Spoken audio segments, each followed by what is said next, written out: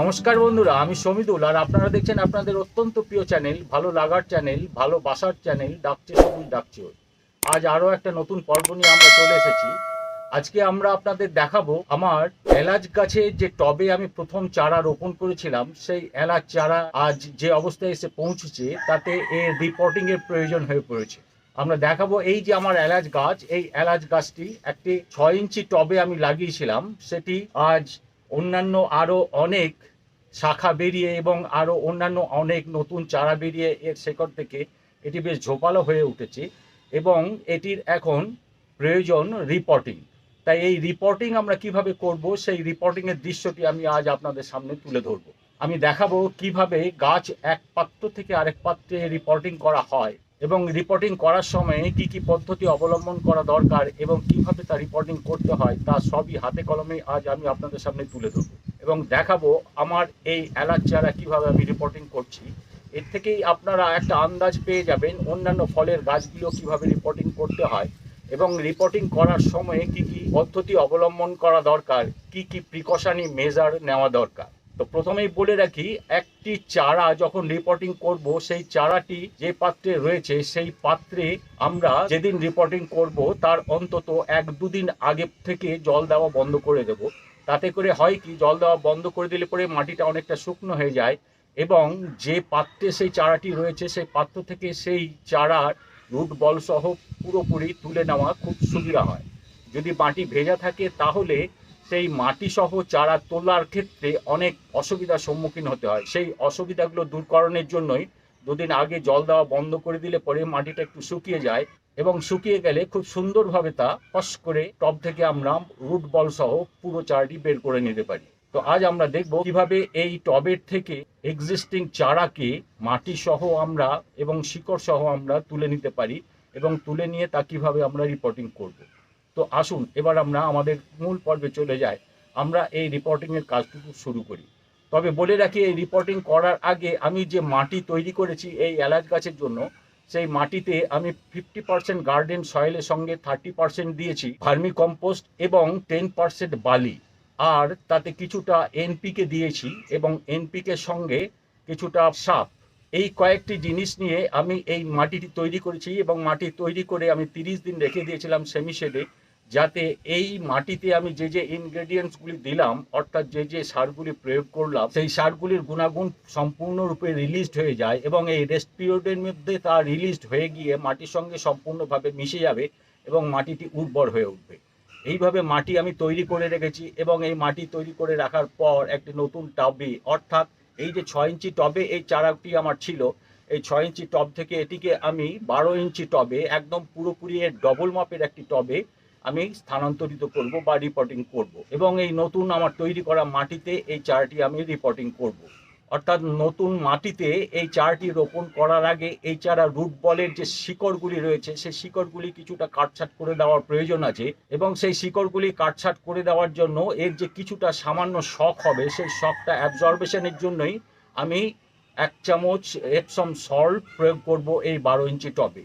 এই Epsom salt আপনারা জানেন ম্যাগনেসিয়াম সালফেট এবং এটি যে কোনো ধরনের গাছের ইনজুরির ক্ষেত্রে সেই ইনজুরির শক সেই গাছকে অ্যাবজর্ব করার ক্ষেত্রে অনেকখানি সহায়তা করে। তো আসুন আমরা এবার আমার এই 6 ইঞ্চি টব থেকে আমার এই এলাচ গাছের চারাগুলি তুলে নেব। কিভাবে তুলবো সেটা একটু দেখুন।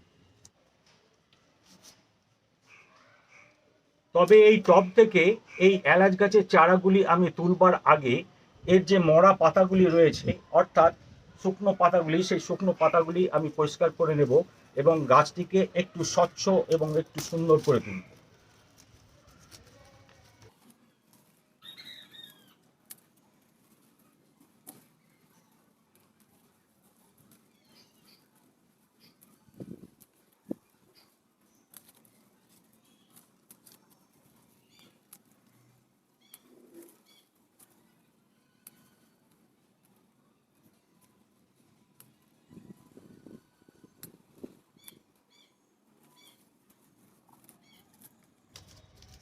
এইভাবে চারাগুলির শুকনো পাতাগুলি আমি ছেঁটে দিয়ে একটু সতেজ চেহারার দিকে ফিরিয়ে আনব এবং এই যে শুকনো পাতাগুলি, অর্থাৎ যে পাতাগুলি অলরেডি ম্যাচিওর্ড হয়ে শুকিয়ে গেছে, যে পাতাগুলির আর কোনো কাজ নেই, সেই পাতাগুলি রাখার আর আমাদের কোনো প্রয়োজন নেই। এই পাতাগুলি রাখলে পরে বাতাস চলাচলের ক্ষেত্রে বাধার সৃষ্টি করবে এবং সুস্থভাবে যাতে এই পরিবেশটি তৈরি হয় এবং পরিষ্কার পরিচ্ছন্ন জায়গায় চারাগুলি থাকতে পারে, সেই চেষ্টাটি আমাদের করতে হবে।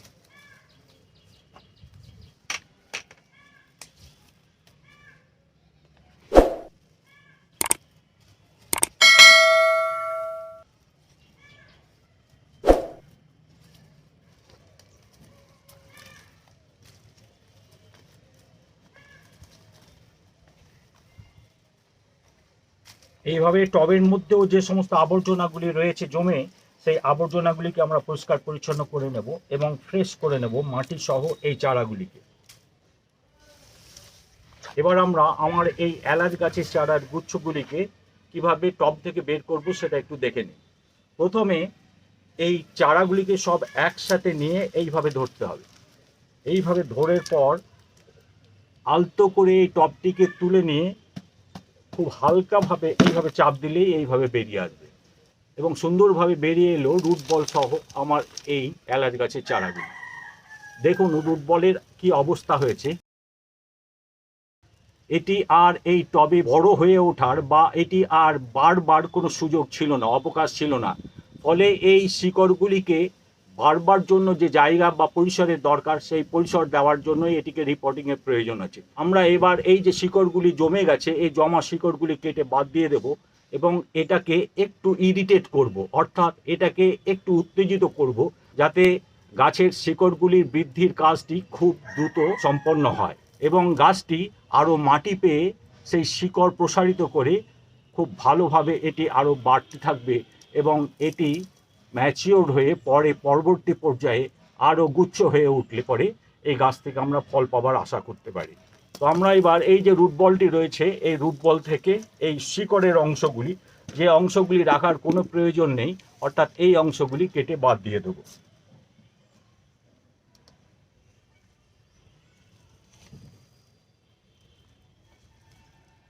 এইভাবে আমরা কেটে বাদ দিয়ে দেব।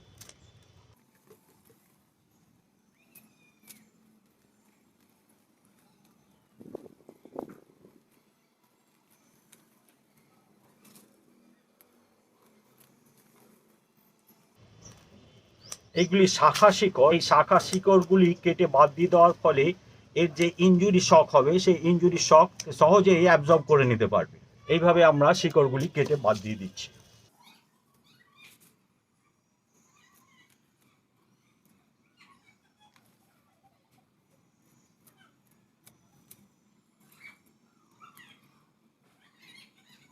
এটি পূর্ববর্তী যে টবে ছিল, সেই টবে যে তলে ছিদ্র থাকে এবং সেই ছিদ্র প্রুফ করার জন্য আমরা যে বালি এবং পাথরের টুকরো বা খোলামকুচির টুকরো রাখি, সেই বালি এবং খোলামকুচির টুকরোগুলো আমরা এই রুট বলে জমে যাওয়া অংশ থেকে এইভাবে পরিষ্কার করে বার করে নেব, যাতে পরবর্তী পর্যায়ে আমরা যখন একে রিপোর্টিং করব, সেই রিপোর্টিং করার পর এই শিকড়গুলি আর কোনো রকমভাবে বাধাপ্রাপ্ত না হয়।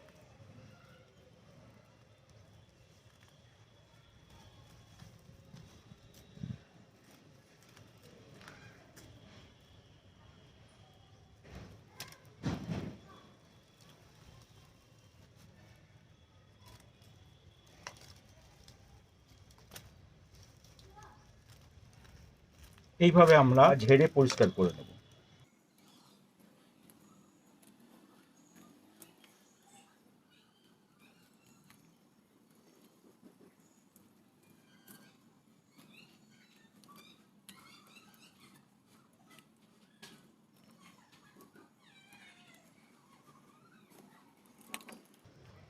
আমরা রুট বলটি পরিষ্কার পরিচ্ছন্ন করে নিলাম এবং এর মূল যে শিকড়গুলি ছিল, সেই শিকড়গুলি সব অক্ষত অবস্থায় থাকলো।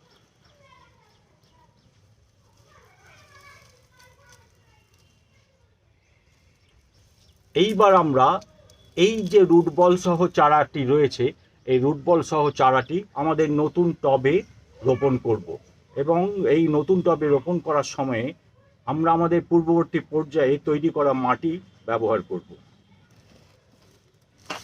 এই আমাদের আগে থেকে তৈরি করা মাটি। কিভাবে এই মাটিটি আমি তৈরি করেছি তা পূর্বেই আমি আপনাদের জানালাম। আর এই 12 ইঞ্চি মাপের টব, এই টবে এই রুট বল সহ এলাচের চারাটি রোপণ করব।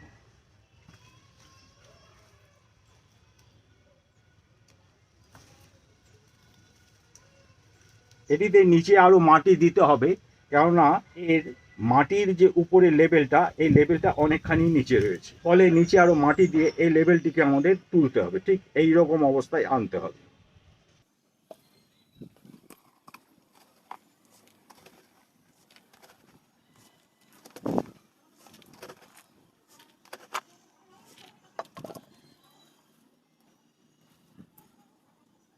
অর্থাৎ নতুন যে টব, সেই নতুন টবে 1.5 ইঞ্চি নিচে অবধি আমাদের এই মাটির লেভেলটি রাখতে হবে। এই 1.5 ইঞ্চি খালি রাখার কারণ একটাই, যাতে পরবর্তী পর্যায়ে আমরা এতে সার প্রয়োগ করতে পারি এবং প্রয়োজনীয় জল দিতে পারি, এবং জল দেওয়ার ক্ষেত্রে তা উপচে বাইরে বেরিয়ে না পড়ে। এইভাবে আমরা ঠিক লেভেল হয়ে যাওয়ার ফলে রুট বল সহ চারা গাছটি আমরা রেখে দিলাম। এরপরে এর চারিদিকে আমরা মাটি দিয়ে এই চারা গাছটিকে রেখে দেবো। এই রুট বল সহ এই চারা গাছটি খুব সিধে অবস্থায় একদম সুন্দরভাবে এটিকে মাঝখানে রাখতে হবে, যাতে দেখতে ভালো লাগে।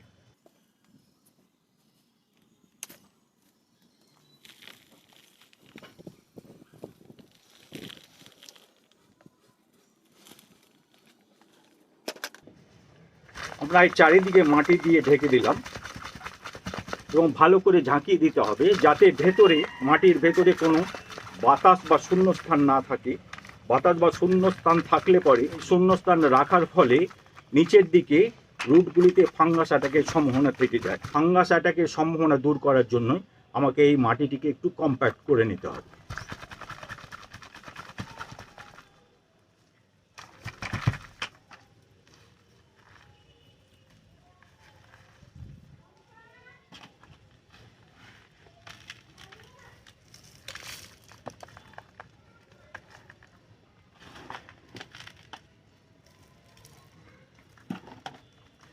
এইভাবে আমার মাটি দেওয়ার কাজ সম্পূর্ণ হলো এবং সুন্দরভাবে গাছটি রোপিত হয়ে গেল।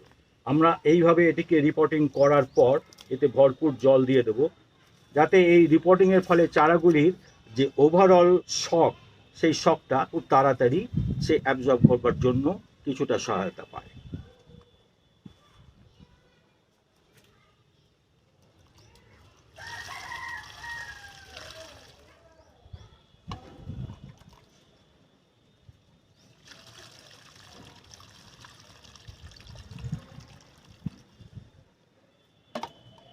গাছটি রোপণ করার পর এই টবে ভরপুর জল দিয়ে আমাদের রোপণের পর্ব শেষ হলো।